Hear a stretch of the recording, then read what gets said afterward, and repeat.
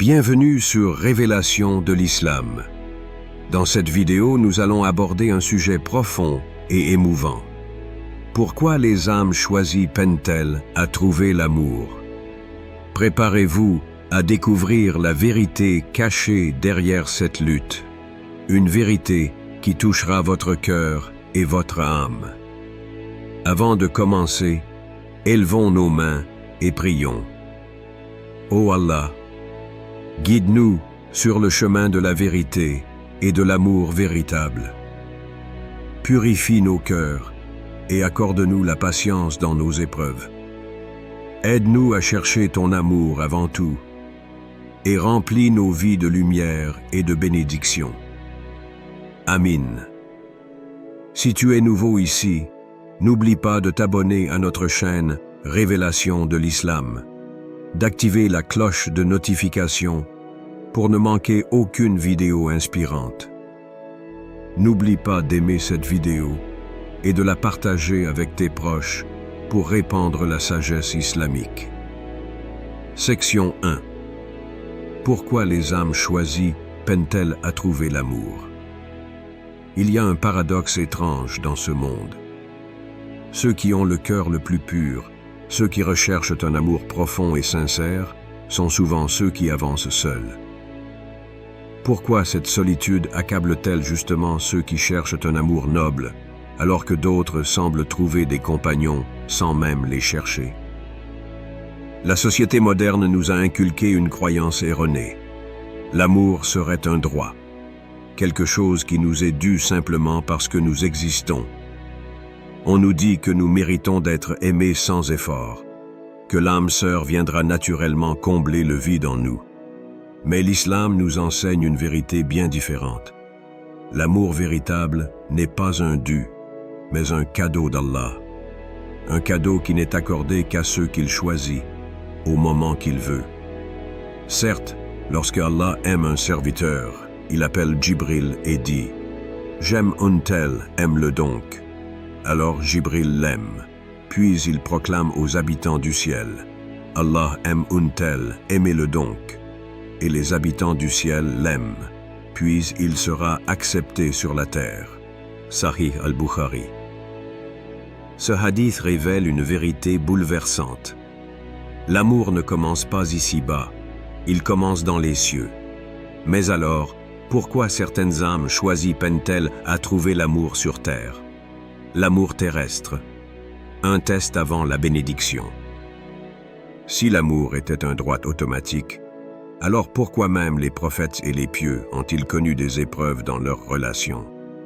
Pourquoi Youssouf, paix sur lui, un homme d'une beauté exceptionnelle et d'une foi inébranlable, a-t-il été rejeté et trahi?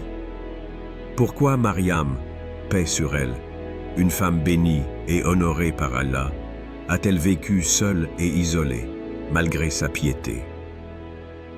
Pensez-vous que vous entrerez au paradis sans que vous n'ayez subi des épreuves semblables à celles de vos prédécesseurs? On leur toucha le malheur et la difficulté, et ils furent secoués. Sourate Al-Baqarah 2:214. Certains amours sont donnés comme une miséricorde, mais d'autres sont retenus comme une épreuve. Peut-être qu'Allah ne nous prive pas de l'amour, mais il nous protège d'un amour qui nous éloignerait de lui. Peut-être que cette solitude n'est pas un châtiment, mais une purification, une préparation à un amour plus grand que celui que nous pouvons imaginer. Un jour, un homme pieux adressa une invocation à Allah. « Ô Allah, accorde-moi un amour pur, un amour qui m'élève vers toi. » Les années passèrent. Il rencontra une femme pieuse et se maria avec elle. Tous deux priaient ensemble, jeûnaient ensemble, cherchaient à vivre dans l'obéissance à Allah, mais quelque chose n'allait pas. La femme était constamment insatisfaite. Elle cherchait un amour plus intense, plus profond, plus idéal. Un jour, elle lui dit avec tristesse: « Je ne ressens pas ce que je veux ressentir avec toi. » L'homme la regarda avec douceur et lui répondit: « L'amour que tu cherches, ce n'est pas moi qui peux te le donner. il appartient à Allah. La femme resta silencieuse. Pour la première fois, elle comprit que ce vide en elle ne pourrait jamais être comblé par un être humain. Elle réalisait que son véritable manque était spirituel et non sentimental. Cette histoire nous enseigne une leçon précieuse. Beaucoup cherchent l'amour dans un être humain, alors qu'en réalité, c'est Allah qu'ils recherchent. Ils croient qu'un époux, une épouse ou une relation viendra guérir leur solitude, alors que c'est leur âme qui aspire à un lien profond avec leur Créateur. Ne faiblissez donc pas et ne vous affligez pas alors que vous êtes les supérieurs, si vous êtes de vrais croyants. Sourate Al-Imran 339. Lorsque nous comprenons cela, nous arrêtons de chercher désespérément l'amour terrestre et nous nous tournons vers l'amour divin. Et c'est là que tout change. Parce qu'Allah veut les élever au-delà d'un amour ordinaire. Il veut qu'elles ne cherchent pas un amour limité, mais un amour béni, sincère, éternel. Il veut qu'elles sachent que leur premier et dernier amour doit être pour lui. Si aujourd'hui tu ressens une solitude inexplicable, si tu as l'impression que personne ne te comprend vraiment, demande-toi, est-ce que je cherche un amour humain pour combler un vide que seul Allah peut remplir? Peut-être que l'amour humain te sera donné un jour, ou peut-être pas. Mais une chose est certaine, si tu cherches l'amour d'Allah avant tout, jamais tu ne seras privé d'amour. Et il vous accordera d'autres faveurs que vous aimerez, un secours venant d'Allah et une victoire prochaine. Sourate As-Saf 61-13. L'amour véritable ne se quémande pas. Il ne s'impose pas. Il est donné en son temps par celui qui détient les cœurs. Et toi, as-tu déjà ressenti cette solitude inexprimable, ce vide que même la présence des autres ne comble pas? Est-ce que, peut-être, ton âme est une âme choisie, en attente d'un amour plus grand que ce que ce monde peut offrir? Laisse-moi ton avis en commentaire et partage cette vidéo à quelqu'un qui doit entendre ce message. Section 2. Le test des âmes élues. Il y a des âmes qu'Allah a choisies pour une mission plus grande. Mais cette élection ne vient jamais sans sacrifice. Elles ne sont pas seulement choisies, elles sont éprouvées. Leur parcours est semé de solitude, de patience et d'interrogations profondes. Mais pourquoi? L'islam nous enseigne que chaque épreuve a une raison, que rien n'arrive au hasard. Et si l'absence d'amour dans la vie d'une personne faisait aussi partie de ce plan divin, ne pense pas qu'Allah ignore ce que font les injustes. Il leur accorde un délai jusqu'au jour où leurs regards se figeront. Sourate Ibrahim 14-42. Ce verset nous rappelle une vérité essentielle. Allah accorde parfois un délai avant de donner une réponse. Ce qui nous semble être une privation est en réalité une préparation. Si nous comprenons cela pour la richesse, la justice et la réussite, pourquoi n'accepterions-nous pas cette réalité pour l'amour? Certains trouvent de l'amour tôt, mais ils les éloignent d'Allah. D'autres doivent patienter, car leur amour sera plus pur, plus éternel, plus béni. Allah ne prive jamais sans raison.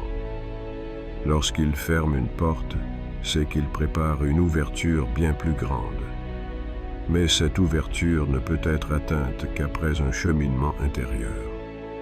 Regardons les histoires des prophètes et des grandes figures spirituelles. Ont-ils eu des vies faciles? Ont-ils trouvé l'amour sans difficulté? Pensez-vous que vous entrerez au paradis sans qu'Allah ne distingue ceux d'entre vous qui luttent et qui endurent avec constance? Sourate Al-Imran 342. L'épreuve précède toujours la récompense.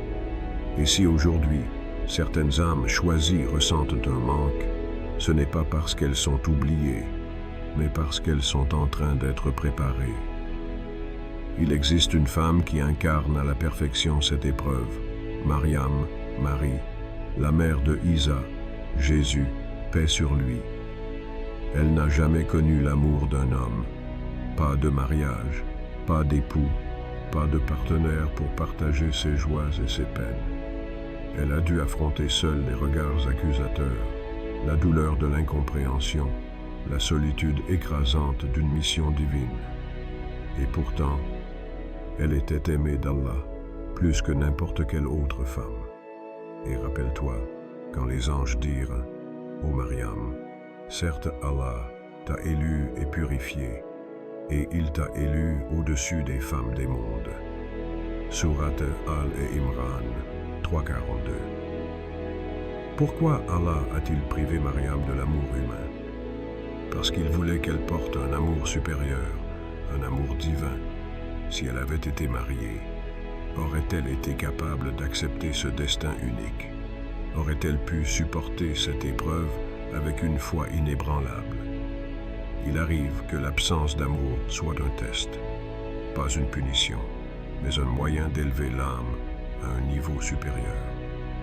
Parfois, Allah nous prive de l'amour humain pour nous donner un amour plus puissant, le sien. Il nous garde à l'écart de certaines relations parce qu'il sait qu'elles nous détourneraient de lui. Il se peut que vous aimiez une chose alors qu'elle vous est mauvaise, et il se peut que vous détestiez une chose alors qu'elle vous est bonne. C'est Allah qui sait, alors que vous ne savez pas. Sourate Al-Baqarah 2.216. Si aujourd'hui, ton cœur ressent cette solitude profonde, si tu te demandes pourquoi l'amour tarde à venir, pose-toi une question. Allah est-il en train de te priver ou de te préparer? Il y a des âmes qui sont destinées à un amour humain simple et doux. Il y en a d'autres qui sont appelées à un chemin plus grand. Elles ne sont pas oubliées, elles sont façonnées. Et toi, fais-tu partie de ces âmes choisies? Si ce message t'a touché, partage-le avec quelqu'un qui en a besoin. Et dis-moi en commentaire, as-tu déjà ressenti cette solitude qui semble inexplicable? Section 3. L'attachement illusoire versus l'amour divin. L'amour est censé être une source de joie et de paix. Pourtant, pour beaucoup, il devient une douleur, une dépendance, une blessure. Parce que nous confondons souvent l'attachement et l'amour véritable. L'attachement est un besoin. Il naît du vide en nous, d'une peur d'être seul, d'un manque que l'on tente de combler à travers une autre personne. L'amour, en revanche, est un lien sacré, une lumière déposée par Allah dans le cœur qui élève l'âme au lieu de l'enchaîner. Mais l'attachement se déguise souvent en amour. On croit aimer, alors qu'en réalité, on s'accroche à quelqu'un, on en fait un refuge, une obsession, jusqu'à s'oublier soi-même. Et parmi les gens, il en est qui prennent, en dehors d'Allah, des égaux à lui en les aimant comme on aime Allah. Or, les croyants sont plus forts dans leur amour pour Allah. Sourate Al-Baqarah 265. Ce verset révèle une vérité profonde. Nous donnons parfois aux autres une place qui revient à Allah. Quand notre cœur dépend entièrement d'une personne, quand nous vivons dans la peur de la perdre, alors cet amour n'est plus un amour sain, mais une illusion. Aimer, c'est magnifique. Mais aimer à tel point qu'on en devient esclave, c'est dangereux. Pense-y. As-tu déjà aimé une personne au point de t'oublier toi-même? As-tu déjà ressenti une douleur insupportable à l'idée qu'elle puisse partir? As-tu déjà fait des compromis sur tes valeurs, ta foi, ta dignité, juste pour la garder près de toi? Si oui, alors ce n'était pas de l'amour. C'était une dépendance. Beaucoup de gens ne recherchent pas l'amour. Ils recherchent un remède à leur solitude, un baume pour leur insécurité. Ils donnent leur cœur avec l'espoir que l'autre les guérisse, les valorise, leur donne un sens. Mais tout amour basé sur le manque mène à la souffrance.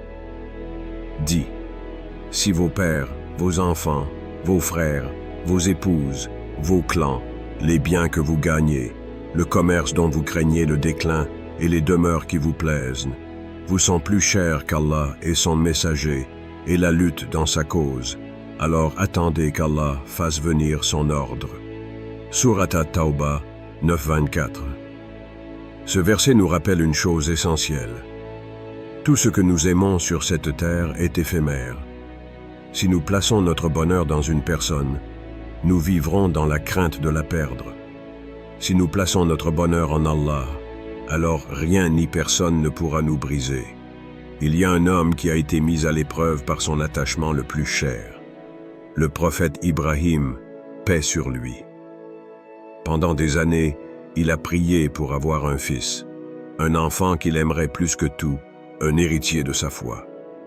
Puis enfin, Ismaïl est venu au monde. Mais un jour, Allah lui a demandé l'impensable, sacrifier ce fils bien-aimé. Puis quand celui-ci fut en âge de l'accompagner, Ibrahim dit, « Ô mon fils, je me vois en songe en train de t'immoler. Vois donc ce que tu en penses. » Il dit, « Ô mon cher père, fais ce qui t'est commandé. Tu me trouveras, s'il plaît à Allah, du nombre des endurants. » Surat As-Safat 37-102. Pourquoi Allah lui a-t-il demandé cela?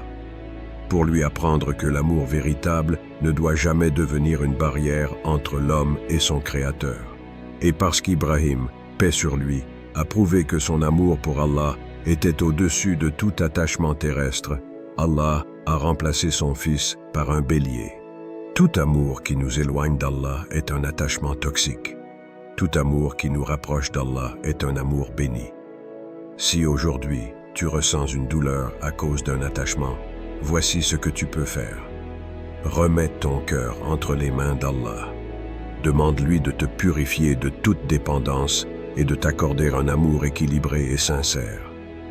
Recentre-toi sur ta relation avec Allah. Plus ton amour pour lui grandira, moins tu auras besoin des autres pour te sentir complet. Accepte que tout dans ce monde est temporaire. L'amour humain est beau, mais il n'est jamais parfait. Seul l'amour d'Allah est absolu et éternel. Fais de chaque relation un moyen de te rapprocher d'Allah.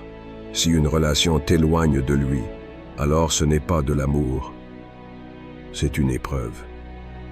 Dis, en vérité, ma prière, mon sacrifice, ma vie et ma mort appartiennent à Allah, Seigneur de l'univers. Surat Al-An'am 662. Un amour saint ne t'emprisonne pas, il t'élève. Si aujourd'hui tu souffres d'un attachement douloureux, sache que cette douleur est peut-être un appel d'Allah, un appel à revenir vers lui, à purifier ton cœur, à apprendre à aimer sans dépendre. Car l'amour véritable ne se mendie pas. Il est un don d'Allah, une lumière qui éclaire sans brûler. Et toi, as-tu déjà confondu l'attachement et l'amour? Si ce message t'a touché, partage-le avec quelqu'un qui en a besoin. Et dis-moi en commentaire, as-tu déjà vécu un attachement qui t'a fait souffrir? Comment as-tu réussi à t'en libérer? Section 4. Quand Allah choisit de retarder ton amour, c'est un cadeau. Nous regardons autour de nous et voyons des couples heureux, des mariages célébrés, des âmes qui semblent avoir trouvé leur moitié. Pendant ce temps, nous attendons. Et parfois, cette attente devient une douleur, un doute, une prière répétée 1000 fois sans réponse apparente. Pourquoi moi? Ai-je fait quelque chose de mal? Pourquoi Allah ne m'accorde-t-il pas cet amour que je désire tant? Mais la vraie question est, et si ce retard était un cadeau? L'amour différé par sagesse divine. Sache que ce qui t'a atteint ne devait pas te manquer, et que ce qui t'a manqué ne devait pas t'atteindre. Sahih Muslim. Ce que tu attends viendra au moment voulu. Pas un instant avant, pas un instant après, seulement quand ce sera bon pour toi. Nous voyons souvent l'amour comme un droit, un besoin pressant, une case à cocher dans notre vie. Mais Allah voit au-delà de nos désirs. Parfois, ce que nous appelons amour n'est en réalité qu'une épreuve déguisée. Parfois, ce que nous voulons n'est pas ce qu'il nous faut. Et parfois, Allah retarde ton amour pour te protéger de quelque chose que tu ne peux pas encore voir. Les dangers d'un amour prématuré. Imagine un enfant de 5 ans qui supplie son père de lui donner les clés d'une voiture. Son père refuse. L'enfant pleure. Il pense que c'est injuste. Il ne comprend pas que conduire une voiture à son âge serait une catastrophe. Nous sommes parfois comme cet enfant. Nous demandons à Allah un amour que nous ne sommes pas prêts à assumer. Un amour qui, au lieu de nous élever, nous briserait. Il se peut que vous aimiez une chose alors qu'elle vous est mauvaise. Et il se peut que vous détestiez une chose alors qu'elle vous est bonne. C'est Allah qui sait, alors que vous ne savez pas. Surat Al-Baqarah 2:216. Ce que tu crois être une privation est peut-être une miséricorde cachée. Le prophète Mohammed, paix et salut sur lui, s'est marié avec Khadija, une femme exceptionnelle qui lui a offert soutien, amour et sérénité. Mais savais-tu que Khadija avait déjà été mariée 2 fois avant de le rencontrer? Elle aurait pu croire que son histoire d'amour était derrière elle, que son passé ne lui laisserait plus aucune chance. Et pourtant, c'est après cette attente, après ces épreuves, qu'Allah lui a donné l'amour du plus noble des hommes. Si elle s'était découragée, si elle avait laissé son passé définir son avenir, aurait-elle connu cet amour béni? Ton amour viendra.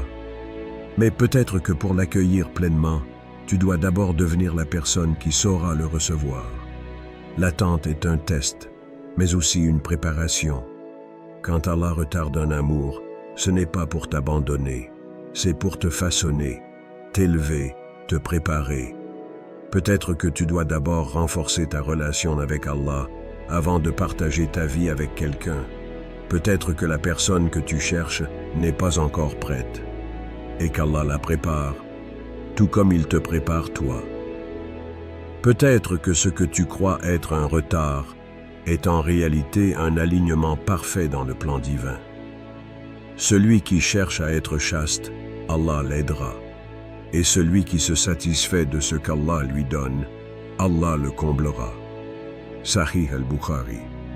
L'amour n'est pas un sprint, c'est une promesse écrite avant même que tu sois né. Et chaque jour qui passe te rapproche de ce que Allah a préparé pour toi. Alors, que faire en attendant? 1. Fais confiance à Allah.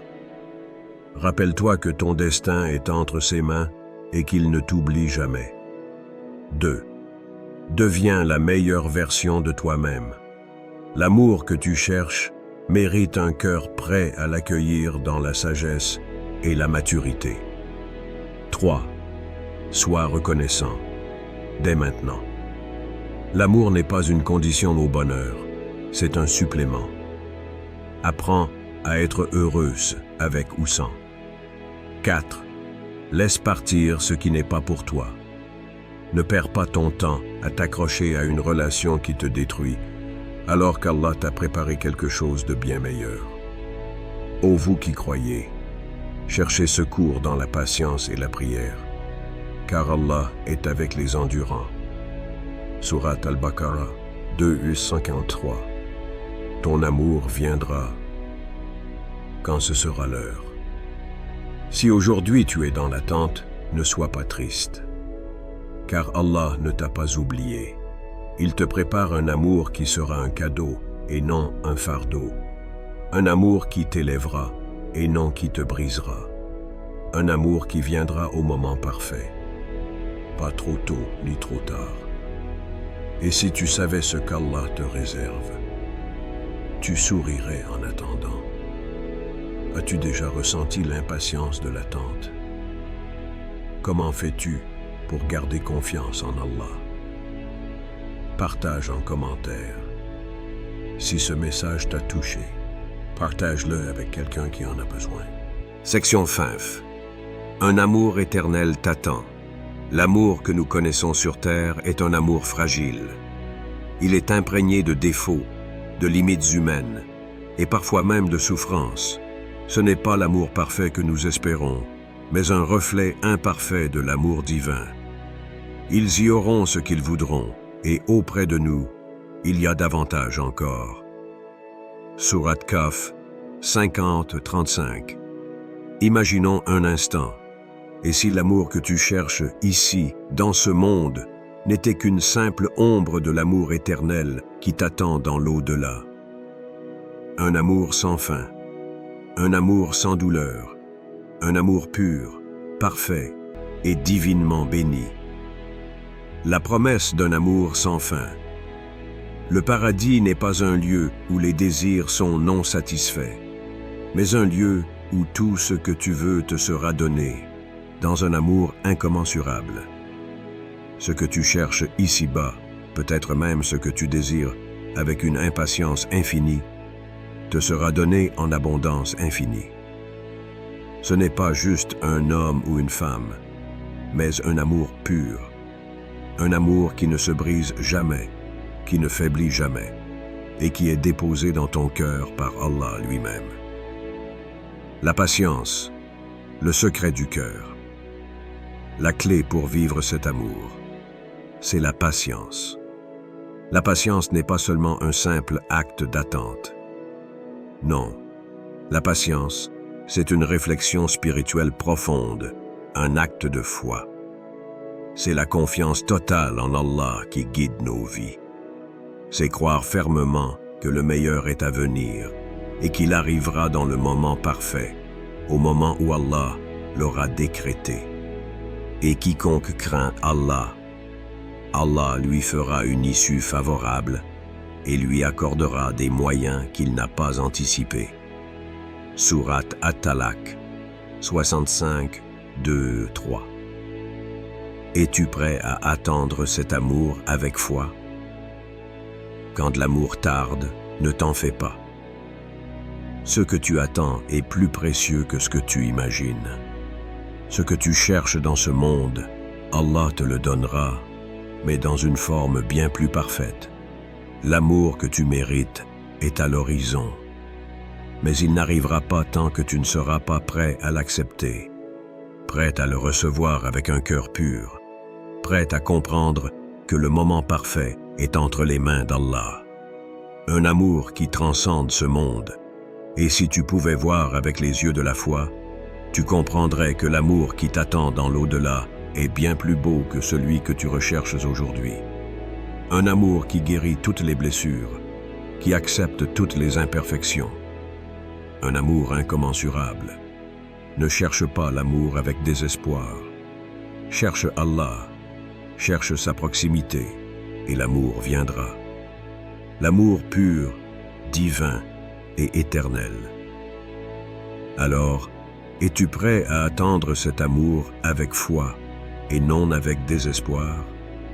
As-tu déjà ressenti que ton amour était retardé pour une raison plus grande? Comment peux-tu renforcer ta foi en attendant le meilleur? Partage ta pensée avec nous. L'amour véritable n'est pas un simple désir terrestre, mais un cadeau précieux que nous recevons de la part d'Allah. Si tu as traversé des moments de solitude ou de recherche de cet amour, souviens-toi que ce n'est qu'une étape vers un amour plus pur et éternel. La patience, la foi et la recherche de l'amour divin sont essentielles. Ne laisse pas l'attachement éphémère te détourner de ce qui est réellement éternel. Que ta quête d'amour te rapproche d'Allah et t'ouvre à la paix intérieure. Amin.